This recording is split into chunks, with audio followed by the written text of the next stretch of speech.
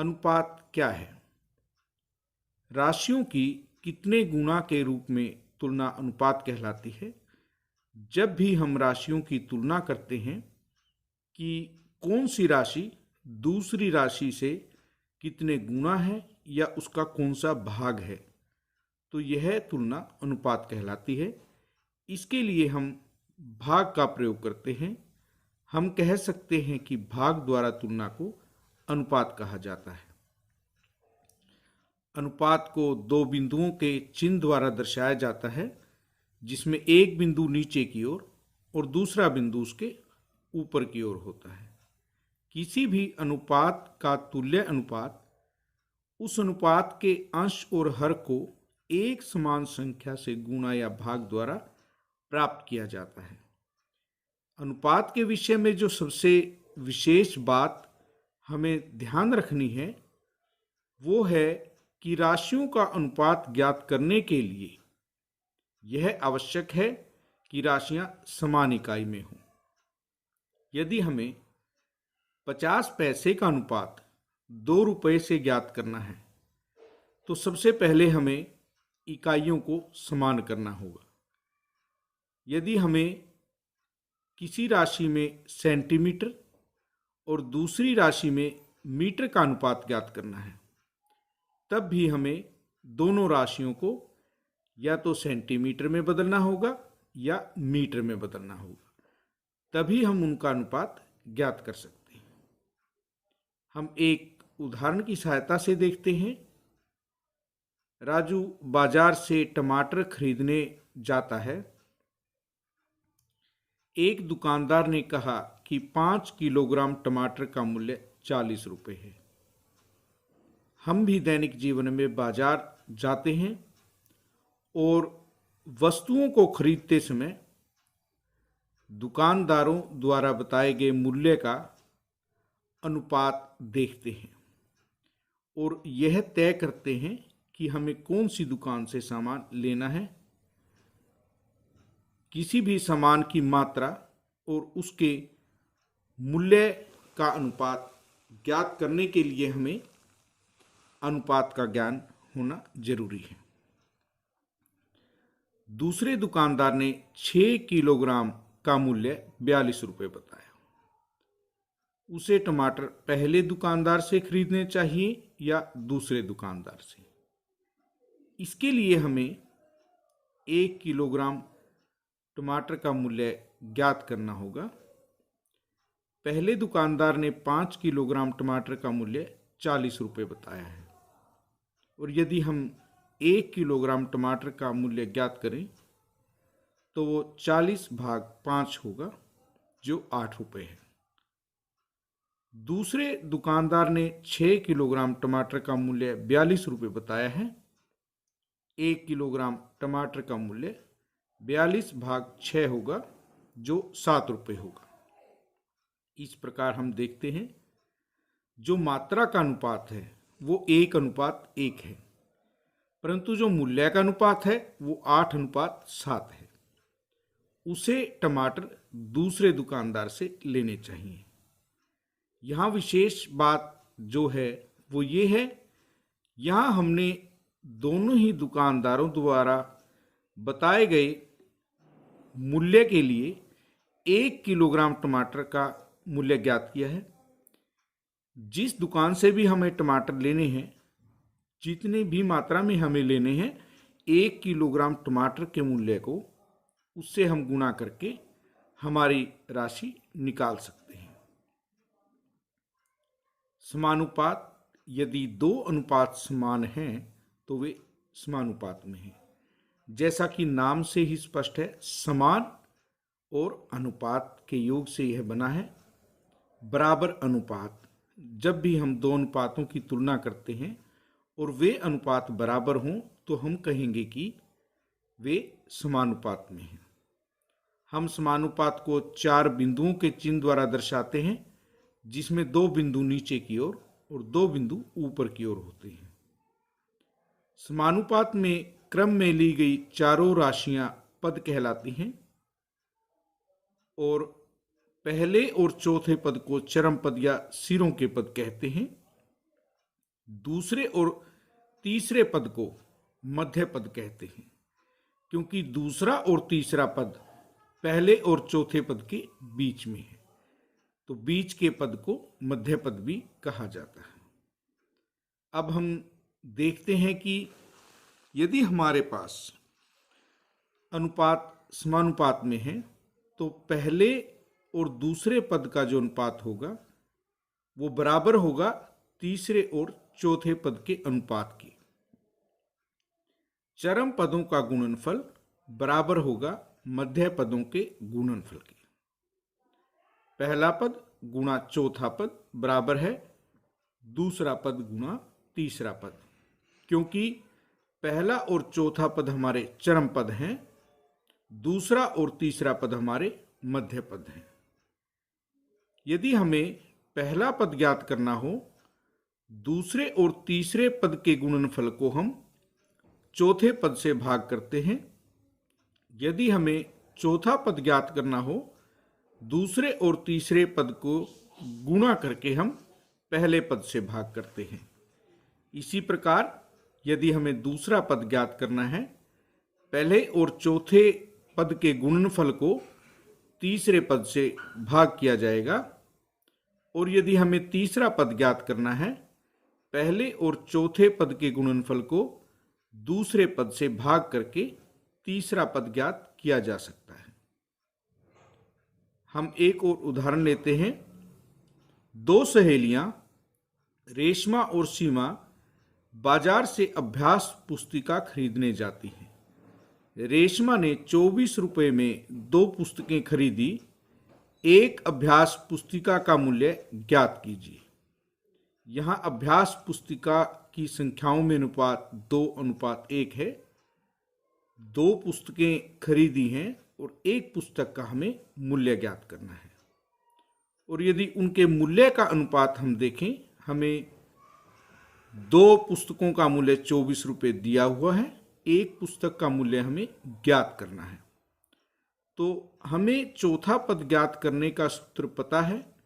दूसरे और तीसरे पद के गुणनफल को यदि पहले पद से भाग दे दिया जाए, हम चौथा पद ज्ञात कर सकते हैं।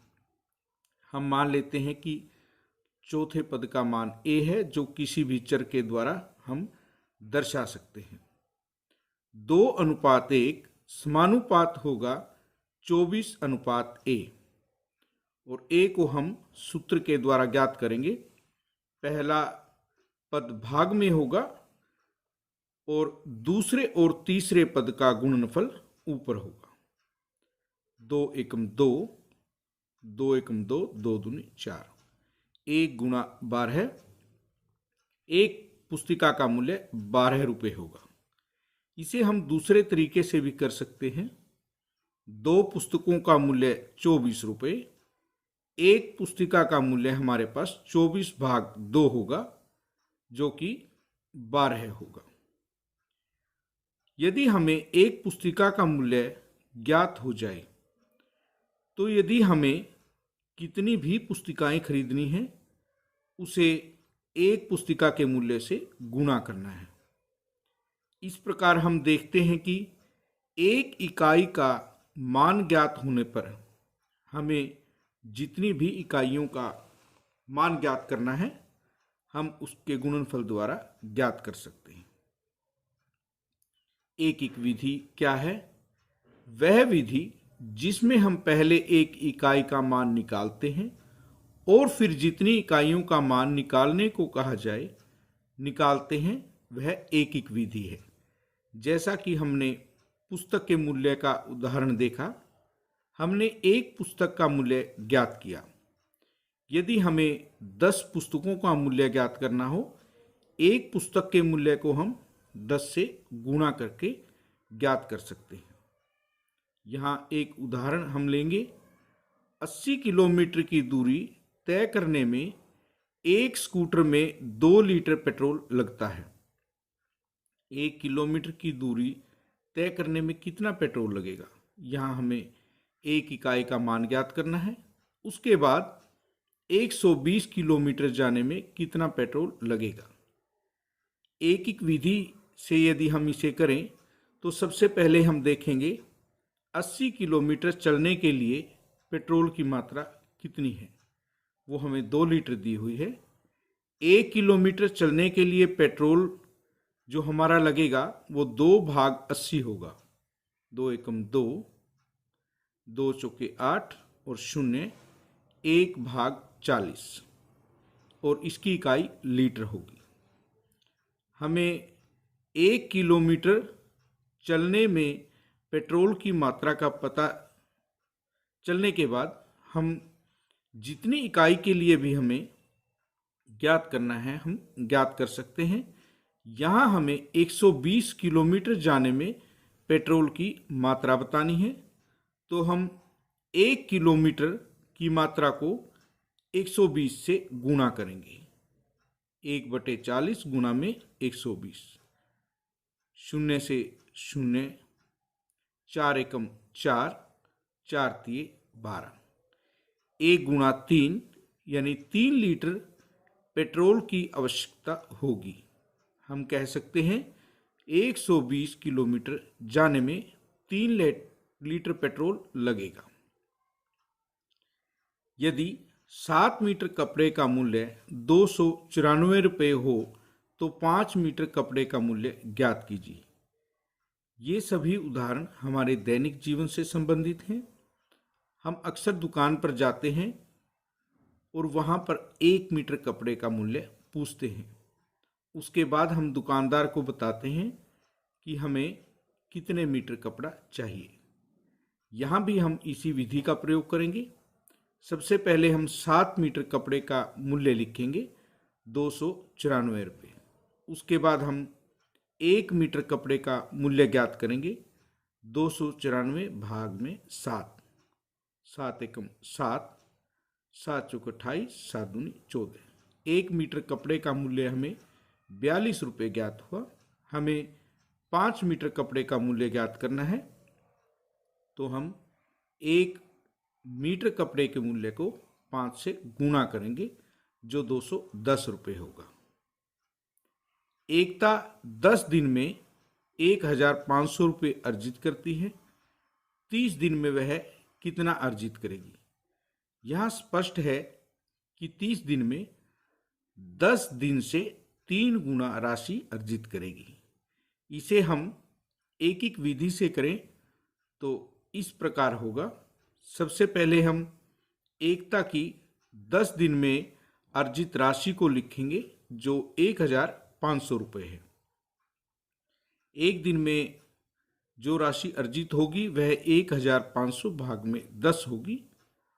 0 से 0 कटेगा और 150 रुपये हमें प्राप्त होगा। यदि हम एक दिन की अर्जित राशि ज्ञात कर लेते हैं, उसके बाद जितने दिन की भी हमसे अर्जित राशि पूछी जाएगी वो हम ज्ञात कर सकते हैं। यहाँ हमसे 30 दिन में अर्जित राशि पूछी गई है। एक दिन की राशि को हम 30 से गुणा करेंगे और हमें 30 दिन की अर्जित राशि प्राप्त होगी। एक ट्रक में 594 किलोमीटर चलने पर 108 लीटर डीजल लगता है। 1650 किलोमीटर की दूरी तय करने में कितने लीटर डीजल लगेगा? सबसे पहले हम 594 किलोमीटर की दूरी तय करने में डीजल की मात्रा को लिखेंगे जो 108 लीटर है। 1 किलोमीटर की दूरी तय करने में डीजल की मात्रा को ज्ञात करेंगे जो 108 भाग 594 लीटर होगी। उसके बाद 1650 किलोमीटर की दूरी तय करने में हमें डीजल की मात्रा ज्ञात करनी है जो 1 किलोमीटर की मात्रा को 1650 से गुणा करके प्राप्त होगी। इसे हम इस प्रकार हल करेंगे। सबसे पहले हम 2 से भाग करेंगे। 2 दूनी 4, 2 नीम 18, 2 सत्ते 14 और 2 पंजे 10, 2 चौके 8। अब 297 2 से भाग नहीं होता। विभाज्यता के 3 का नियम का हम प्रयोग करेंगे। इसे हम 3 से भाग करेंगे।